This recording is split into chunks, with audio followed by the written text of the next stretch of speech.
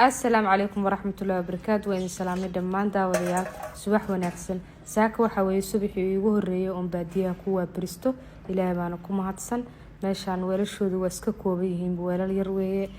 baadiye markaad joogtidna waa inaad saas waa inaad caag u dhaamin kartid haddii kale heen ka fariisa magaalada. weelashu waa kuwaana dhexba ii marayaan waan soo booday caana rabaaba iradee ani markaa meesha joogo cunug yarba aan subaxii caana ku kalahaa. baadiyahan waxaa la yiraahdaa kaayanay waa duleedka magaalada ceelcadde. kaayanay ama soona garbo labada waa dhigi kartaa. arigii baa la sumaynayaa suntiisi baa loo qooshay.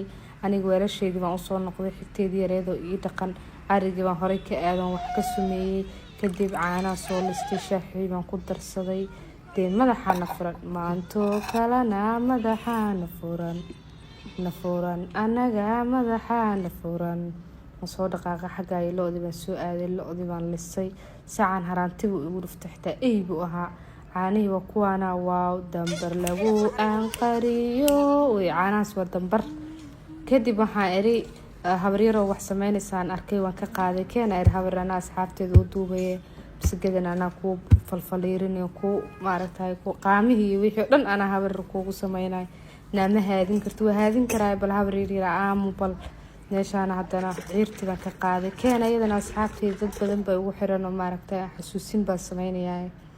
yaa xoolaheena dalageena samahayn markii waan soo baxay daan baa wax ka soo aaday waxaan iri maanta day 1 waa inaad si clear dadka ugu dubto waa kana toban la qaadi karaa oo meel dheer kala degi karaa. allahu akbar allah muxuu dadka adeeg baray waa kana barqadii markii xoolihii wixii la dareeriyay bataatigaas iyo basashaas rabnaa inaan bahal bariis ku karsano. dee caano iyo soor iyo hilib iyo isdaba wadi karo nolosha kale oo binkiga heed baan u xiisanay. meeshaana waxaan jarjarayaa potato sweet potato. shaaxa duhurnimada caadi ma aha xilli walba baadiyo shaax baa laga kariyaa. shimbirtaan magaceeda waxaa la yiraahdaa quuto ama afdheer shimbir aad u qurux badan weeye. waa kuwaana xoolihii markay dareerayeen waa idin duuba ku tuura xoolaheena yaa ugu dambeyn waa kana calankayga cawaala marba dhinac u bubinayaa beejka soo follow gareeya muuqaalada daawada muuqaalad badan ba insha Allah idin soo wadaa qurux badan.